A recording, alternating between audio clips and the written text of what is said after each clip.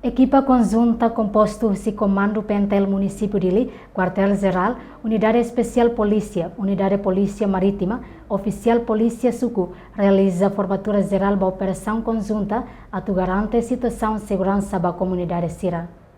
Relaciona a situação de segurança atual e a cidade Dili, Comando Polícia Município Dili, retang apoio ao Quartel-Geral Pentel, Unidade Polícia Marítima, Oficial Polícia Suku, Unidade Especial Polícia composto UCI, Comando Operação Especiais, Batalhão Ordem Público, Halo Formatura Geral e Comando Polícia Município Dili, sexta-feira, Loroncia, Fulan Setembro, Tinangrihung Rua, Ronalores Rua. Comandante Pentel Município Dili, Superintendente Sefi Henrique da Costa Teteng.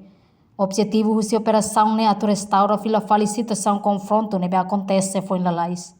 E tudo que está pronto para atender para ter serviço de terreno, poder restaurar a situação que nosso confronto e a capital dele e a Lorong Hira Bakoto.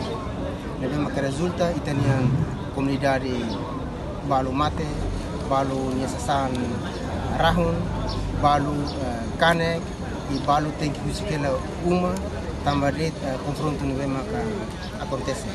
Então, kita hetan apoio, como município dele hetan apoio hoje unidade especial da polícia, unidade marítima, unidade de patrulhamento de fronteira, como os quartéis geral Rasi, será apoio será membros para comando município dele para também apoio para a operação que se hala durante a semana ida, a Tiana José, dia 14 de 15 ninha.